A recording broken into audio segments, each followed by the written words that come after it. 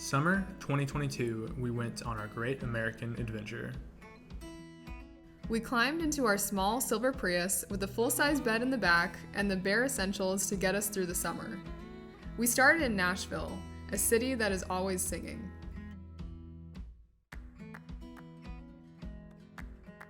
We then headed to a park full of bears, butterflies, and of course, smoke.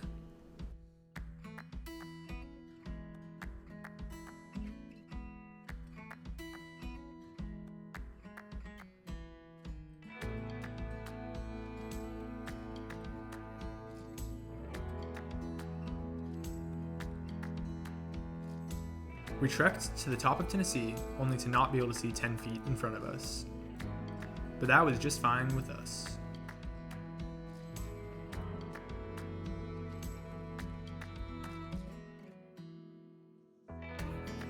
From there, we said goodbye to our good friends and journeyed on to the birthplace of America, the places where faces like Washington and Jefferson once walked.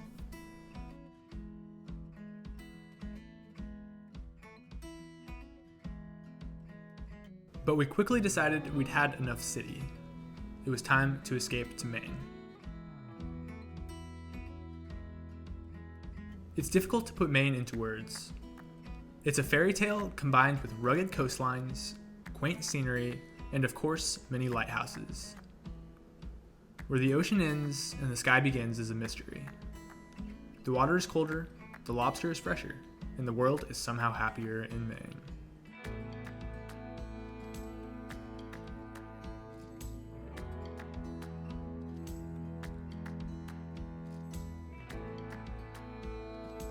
As sad as we were to leave, we couldn't stay in Maine forever.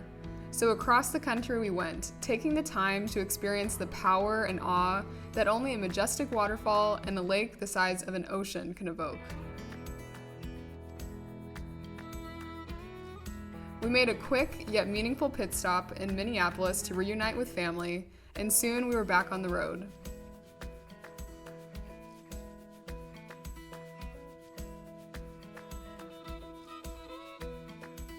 Soon we arrived at a place that looked more like Mars than anything else on this planet. Then we saw the very faces we had imagined walking next to only weeks earlier, only this time a little bigger. Looking back, the trip up to this point just seems like the opening act before the main show that was Wyoming and Montana. There are few things more powerful than feeling small. When the mountains tower over you, you realize not only how little you are, but how incredible it is to be alive to witness it all. Nature gets into your bloodstream, into your bones, and into your brain.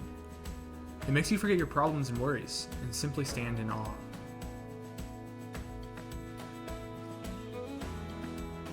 There is something so unique about the jagged peaks of the Tetons, the striking colors of Yellowstone, and the frigid mountain lakes of Glacier that can't possibly be put to words. These places have to be experienced to be truly understood.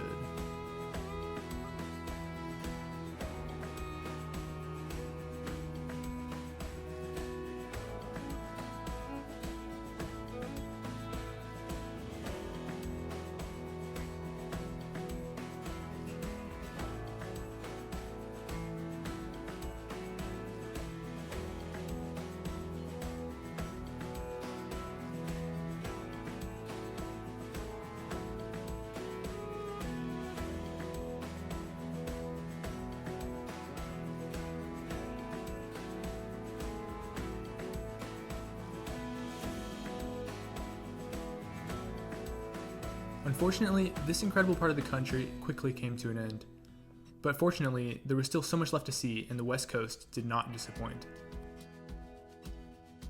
We spent the 4th of July on the beach, savored precious time with family, and peered into a lake the size of a crater.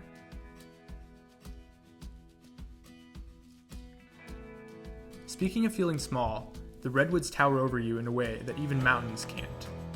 They feel ancient, and you can only imagine all they've witnessed and survived. From there, we got to see old friends that know you in ways that new friends can't.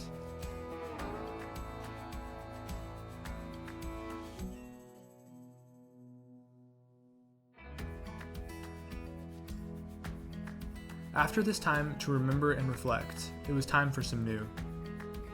New coastlines, new beauty, new lightsabers, new animals, and new scenery. Then into the desert we went, across narrow rocks we walked, and through desert thunderstorms we traveled.